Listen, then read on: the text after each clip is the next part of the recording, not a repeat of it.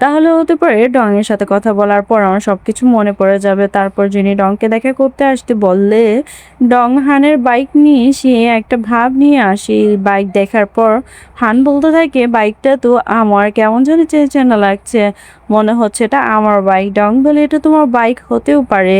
তারপর ডং আর হান কথা বলার জন্য চিনিকে পাইলে রেখে ভিতরে চলে যায়। এখানে হান ডিরেক্টলি ডংকে জিজ্ঞাসা করে তারা হানের অগোচরে কি করছে এবং সে চীনের বাড়িতে গেলই কিভাবে। ডং বলে এই কথা তোমার আমাকে নয় বরং জিনিকে জিজ্ঞেস করার কথা। আমি কি করে জানবো যে তুমি কি করে জিনির বাসায় গেলে, আর জিনি বা কেন তোমাকে ও বাসাতে রেখে দিয়েছে।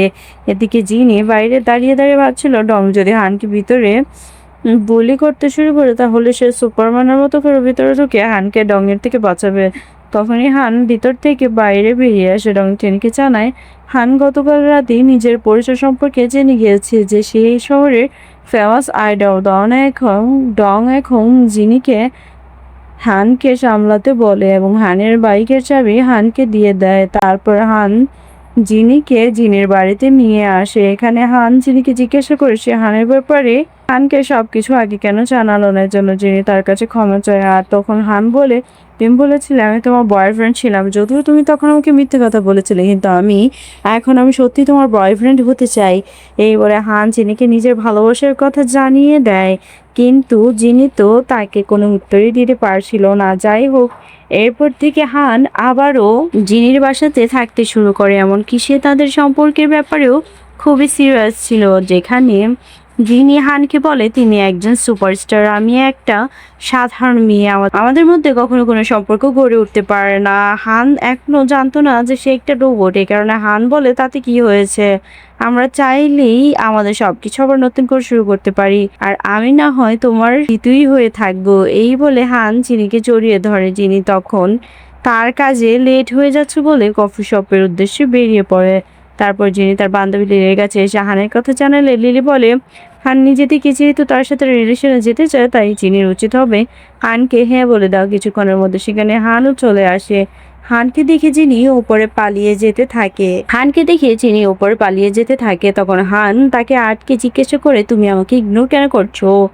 জিনি হানকে কিছু বলতে যাবে তার আগেই জিনির কাছে ওর অফিসের বসের কল আসে। তিনি জিনিকে জানায় জিনি চাইলে আবার তার রিপোর্টের কাজে জয়েন করতে পারে। এটা শুনে জিনি তো অনেক বেশি খুশি হয়ে যায়। আসলে হান ডংকে দিয়ে জিনির আগে জবটা ফিরিয়ে পাওয়ার ব্যবস্থা করে দিয়েছিল। অফিস থেকে বাইরে বের হয়ে জিনির সাথে আবারও তার এক্স বয়ফ্রেন্ডের দেখা ছেলে জিনিকে হুমকি দিচ্ছিল আজ আজ ক্লাবে যদি জিনি তার সাথে দেখা করতে না আসে তাহলে সে জিনির ফোন নাম্বার অনলাইনে ছেড়ে দিবে। এখানে সে আরো বিভিন্ন রকমের হুমকি দিতে থাকে। শপে ফেরার সময় ডং এর সাথে জিনির দেখা হয়ে যায়। ডং জিনিকে জিজ্ঞাসা করে তাকে এমন দেখাচ্ছে কেন, তার কি হয়েছে। তখন জিনি সব ঘটনা খুলে বলে। আসলে জিনি ভয় পাচ্ছিল যদি তার অ্যাড্রেস নেটে প্রকাশ পেয়ে যায় তাহলে সবাই হানের ব্যাপার সবকিছু জেনে যাবে, ফলে হানের অনেক বড় বিপদ হতে পারে। শপে এসে জিনি হানকে কিছু আন্টিদের সাথে বসে আড্ডা দিতে দেখতে পায়। এতে সে হানের উপর রেগে গিয়ে হানকে বকাবকি করতে থাকে। তখন লিলি এসে জিনিকে এখান থেকে নিয়ে যায়। লিলি বলে হান তোমার জন্যই এখানে কাজ করছিল, তোমাকে জন্মদিনে গিফট দেওয়ার জন্য। হান মিসেস পিমোনার কাছ থেকে 3 মাসের স্যালারি অ্যাডভান্স নিয়েছিল, সেটাকে পরিশোধ করার জন্য হান কফি শপের এক্সট্রা কাজ করছিল, আর তুমি কিনা তাকে উঠে বকাবকি করেছো। লিলির কাছ থেকে সব কথা জানতে পারে জিন হানের জন্যই তো অনেক খারাপ লাগে। এদিকে ডং হানকে বলছিল জিনিকে তার এক্স বয়ফ্রেন্ড বিরক্ত করছে, তাই ছেলেটিকে উচ্চ শিক্ষা দিতে হবে। আবার হান আর ডং মিশে যে একটি ক্লাবে যায় যেখানে জিনির এক্স বয়ফ্রেন্ড ছিল। তারা দুজন বুদ্ধি করে আগে ছেলেটির সাথে ডং এর কিছু ছবি উঠিয়ে রাখে, তারপর ছেলেটিকে আচ্ছা মতো ধুলাই করে। এদিকে জিনি হানের জন্য চিন্তা করছিল, কারণ সে হানকে কোথাও খুঁজে পাচ্ছিল না। সেই সময় হান আর ডং চিনিদের শপে আসে। প্রথমে তো চিনি তাদের এরকম অবস্থায় দেখে চিনতেই পারছিল না। তখনই হান চিনিকে বলে দেয় তারা জিনির সে বয়ফ্রেন্ডের সাথে কি করছে। এসব শুনে যেতে থাকে। তো এবার পুরস্কার হিসেবে হান চিনির কাছে একটি কিস চাইলে জেনে মানা করে দিয়ে বলে ওর আরো কিছু সময় চাই। তারপর বাড়ি ফেরার পর হান জিনির সে পার্সোনাল ডায়েরি থেকে জেনে যায় যিনি হানকে টাকার বিনিময়ে মিস্টার ইয়াং এর সাথে ডিল করে এখানে রেখেছে। এটা জানতে পেরে হানের কাছে অনেক খারাপ লাগে। এদিকে জিনি ঠিক করেছিলেন আজ বাড়ি ফিরে সে সব সত্যিটা হানকে জানিয়ে দিবে এবং এক বুক সাহস নিয়ে জিনি বাড়ি ফিরে আসে। দেখে হানের হাতে মিস্টার ইয়াং এর সাথে ডিল হওয়ার সে কন্ট্রাক্ট পেপারগুলো রয়েছে, অর্থাৎ জিনি বলার আগেই হান অলরেডি সবকিছু জেনে গিয়েছে। এখানে হান জিনির উপর সম্পূর্ণ রকমের রাগারাগি করতে থাকে। তারপর হান বলে, তার মানে এতদিন তুমি আমার ফিলিংসের সাথে খেলা করেছ শুধুমাত্র টাকার বিনিময়ে? জিনি তাকে বোঝানোর চেষ্টা করে প্রথমে সে হানের সাথে অভিনয় করেছিল, কিন্তু এখন সে হানকে ভালোবেসে ফেলেছে। তবে হান যে কোনো কথা শুনতে চাইছিল না, সে শুধু ঝগড়া করেই যাচ্ছিল। এবার জিন ডংকে কল করে সবকিছু বলে আর তাকে এখন জিনকে সাহায্য করতে বলে। তারপর ডং হানের অ্যাসিস্ট্যান্টকে নিয়ে জিনের বাড়িতে চলে আসে। অ্যাসিস্ট্যান্ট হানকে জীবিত দেখে অনেক খুশি হয়। তারপর সবাই ঠান্ডা মাথায় আলোচনা করে সিদ্ধান্ত নেয় এখানে অ্যাসিস্ট্যান্ট তাদের দুজনের কিছু ছবি হানকে দেখে পুরনো কথা মনে করাতে থাকে। কিন্তু এই ভাই সাহেব এর তো সবার উপর থেকে বিশ্বাস একদম উঠে গিয়েছে, স্পেশালি জিনির উপর থেকে। অ্যাসিস্ট্যান্ট হানকে বলে সে তার সাথে গত 5 বছর ধরে রয়েছে আর প্রতিদিনের ঘটনা সে তার ডায়েরিতে লিখে রাখতো। অ্যাসিস্ট্যান্ট হানকে ডায়েরিটা পড়তে দেয়। ডায়েরিটা পড়ার পর হান তার অ্যাসিস্ট্যান্টকে বিশ্বাস করতে শুরু করে। তারপর হান মিস্টার ইয়াং এর সাথে দেখা করতে যায়। জিনি বলে তার সাথে হানের কয়েকদিন ধরে কোনো যোগাযোগ হয়নি, এমনকি তার ফোনটাও তো অফ হয়েছে। তারপর হান ইয়াংকে খুঁজতে যেতে চাইলে জিনি তাকে বাধা দেয়, কেননা ওর হানকে নিয়ে অনেক চিন্তা হচ্ছিল। কোনোভাবে যেন হান জেনে না যায় সে একজন রোবট। কিন্তু হান তার কথা না শুনতে চাইলে জিনি বলে সে ইয়াং এর সাথে ডিল করেছিল, সে হানকে বাইরে একা ছাড়বে না।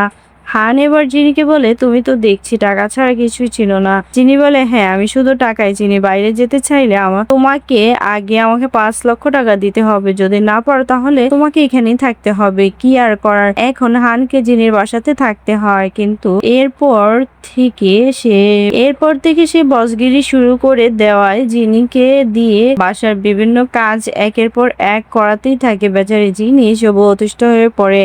সে তো হানকে থামাতে পারছিল না, সে সব কাজ একা সামলাতে পারছিল। তাই সে তার মুড ভালো করার জন্য লিলির সাথে একটা পার্টিতে যায়। এদিকে অনেক রাত হয়ে যাওয়ায় জিনিকে বাসায় ফিরতে না দেখে হানের তার জন্য অনেক চিন্তা হচ্ছিল। তাই হান জিনির খোঁজ করতে সে পার্টিতে চলে আসে। এখানে জিনি অনেক ড্রিঙ্ক করে একদম মাতাল হয়ে গেছিল, সে কিছুতেই হানের সাথে আসতে চাইছিল না, এই জন্য হান তাকে জোর করে উঠিয়ে নিয়ে আসে।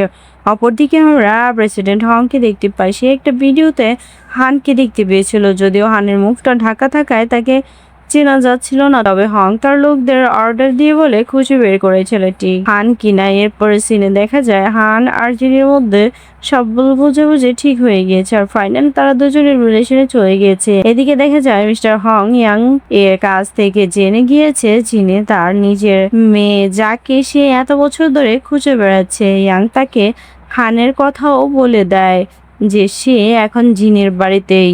ইয়াং হং কে আরো একটা সত্য কথা বলতে সে জানায় হানের ব্রেনে সেই জিনির ডাটা ইনস্টল করে দিয়েছিল, কেননা ইয়াং জানতো হং যদি জানতে পারে জিনি তার মেয়ে, তাহলে সে কখনোই নিজের মেয়ের কোনো ক্ষতি করতে পারবে না, যার ফলে হানও জিনের কাছে একদম সেফ থাকবে। এদিকে কফি শপে জিনির হান যাওয়ার পর সবাইকে জানতে চাইছিল তাদের রিলেশনের কথা। তখনই লিলি বলে ওঠে, তোমরা যে একে অপরকে ভালোবেসেছো তা আমরা তোমাদেরকে দেখে অনেক আগেই বুঝে গিয়েছিলাম। সবাই তাদের জন্য বেশ খুশি ছিল। হানের অ্যাসিস্ট্যান্টকে আবার লিলি পছন্দ করতে শুরু করেছিল। এবার ডং জিনিকে সাইডে নিয়ে গিয়ে জিজ্ঞেস করে, তুমি কি আসলে হানের ব্যাপারে সিরিয়াস?